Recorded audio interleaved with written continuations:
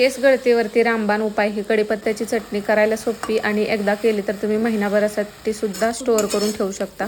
त्यासाठी खूप सगळा कढीपत्ता आहे तो धुवून अगोदर त्याचं पाणी निथळून घ्या, म्हणजे पटकन तो सुकतो. थोडंसं तेल टाकून त्यामध्ये तो कुरकुरीत होईपर्यंत तेलामध्ये भाजून घ्यायचा. फ्राय करून घेतलं तरी चालतं आहे. नंतर इथं ह्याची हरभऱ्याची डाळ असते, उडदाची डाळ असते, ती एक छोटी छोटी वाटी, ती दोन्ही घेतलेलं आहे. ते पण अगोदर भाजून सेपरेट काढलं. नंतर सुकं खोबरं खिसून घेऊ शकता किंवा थोडेसे काप करून घेतलेत. शेंगदाणे, तीळ घेतलेले आहेत, पांढरे तीळ, काळे तीळ असतील तरीसुद्धा ते घेऊ शकता. लसूण घेतलेलं आहे इथं. तर हे सगळं गरम करून घ्यायचं. आता हे थंड होऊ द्यायचं. आता अगोदर जी उडदाची डाळ आणि हरभऱ्याची डाळ होती ती सगळ्यासोबत व्यवस्थित बारीक होणार नाही म्हणून ती अगोदर बारीक करून घ्यायची.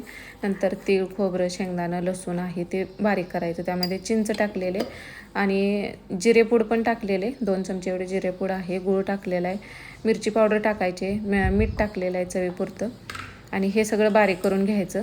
आणि आता ह्यासोबत सगळ्या कढीपत्ता मिक्स करायचा आणि बारीक करायचा. तर ह्या भांड्यामध्ये बसणार नाही म्हणून मी थोडंसं मोठ्या भांड्यामध्ये घेतलं आणि कढीपत्त्यासोबत हे छान असं मिक्स करून घ्यायचं. आणि ही आता कढीपत्ता व्यवस्थित कुरकुरीत झाला तर तुमची ही चटणी महिना 2 महिनेसुद्धा फ्रीज बाहेर टिकू शकते.